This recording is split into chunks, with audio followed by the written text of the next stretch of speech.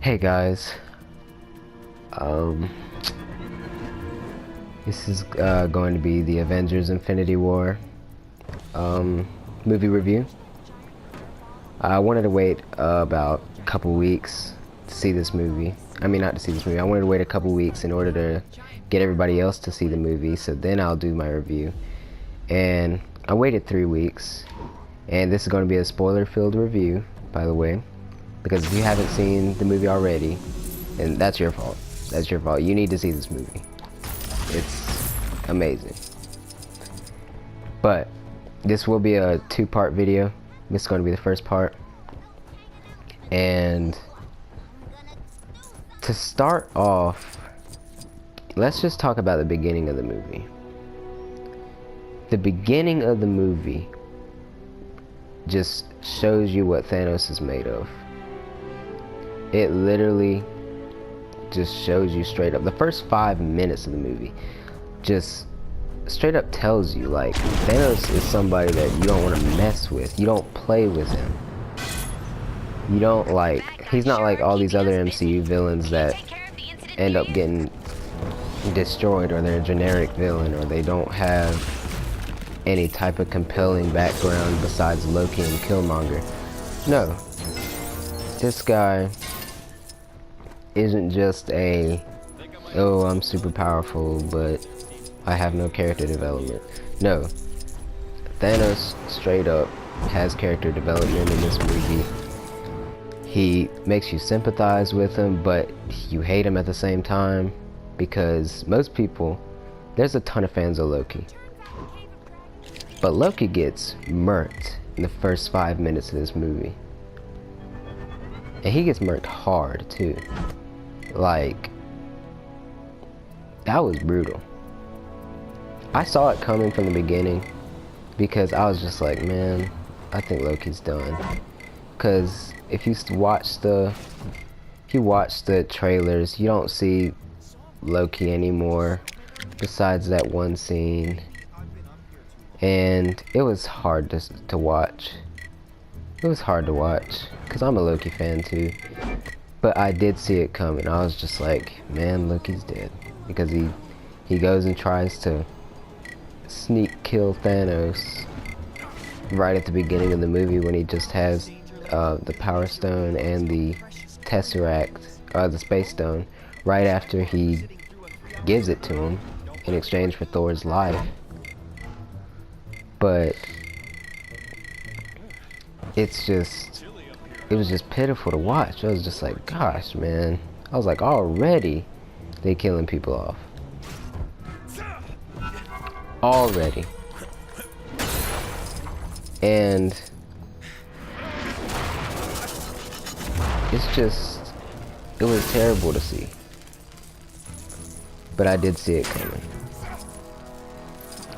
But yeah, they hit you with that death and Heimdall. And Heimdall's death. Right at the start. Like, they didn't even care. They did not even care. They just hit you with it like it was nothing. But after that,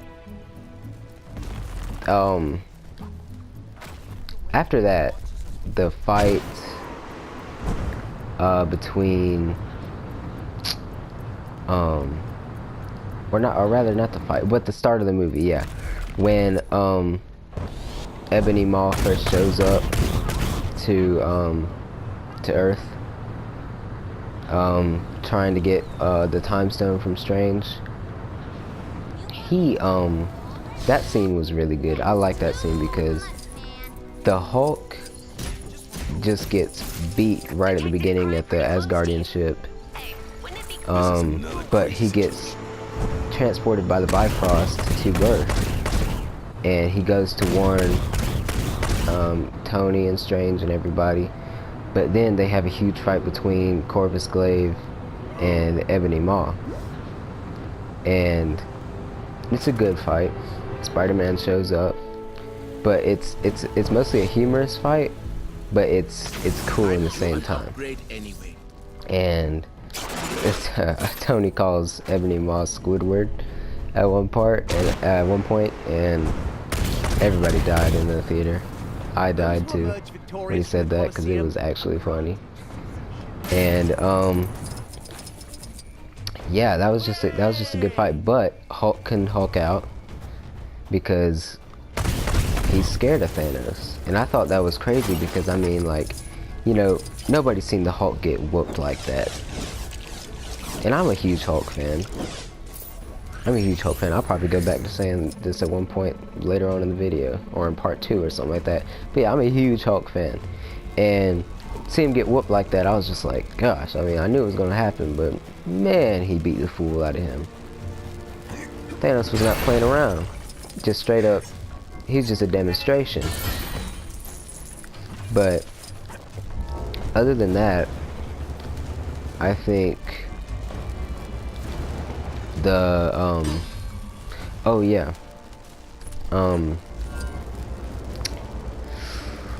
what other part? Oh yeah, the Guardians introduction. That introduction, their introduction into the movie was good too. It was a humorous introduction as always, but it worked. It worked. There was a nice blend of humor and a nice blend of dramatic stuff. There's a bunch of dramatic stuff, and it's heartbreaking, but we'll get to that later. The one scene that I really enjoyed was when Thanos gets the Reality Stone. When Thanos gets the Reality Stone from nowhere,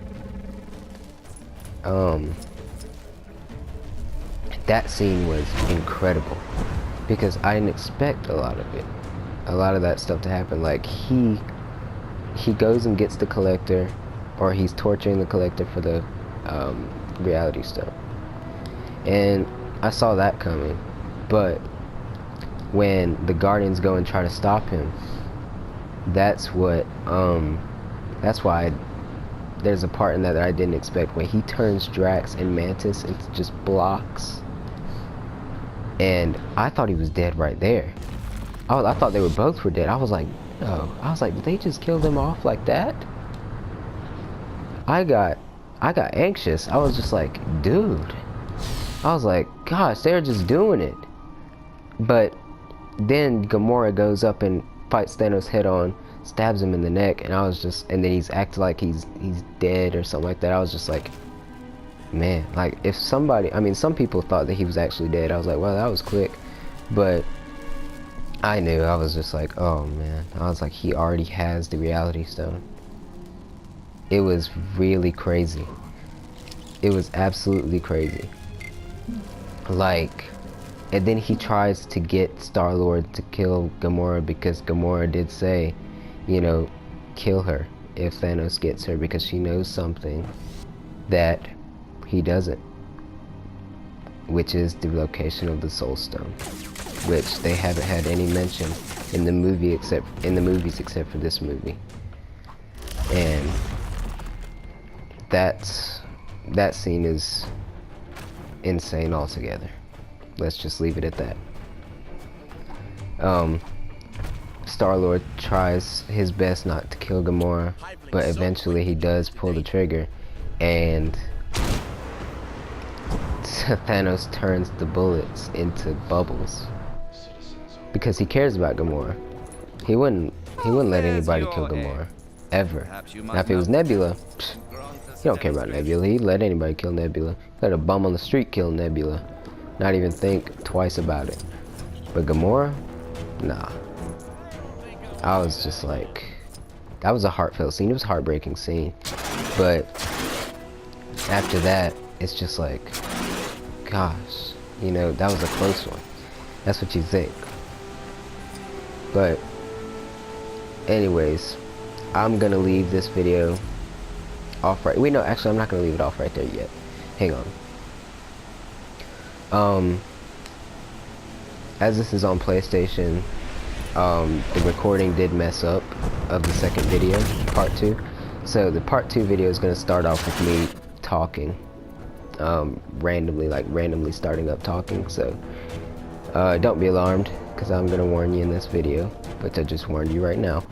But when they get to the planet that the Soul Stone is at. They go up to a mountain, and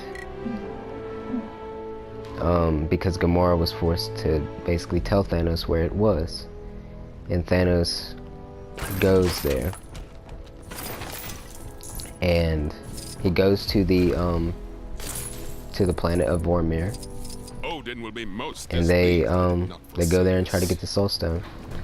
And what happens is you see a person talking to them on top of the mountain in a dark black cloak, and it looks odd. Like, you hear him talking and everything, but you don't know who he is. You don't recognize him. You have no idea who it actually is.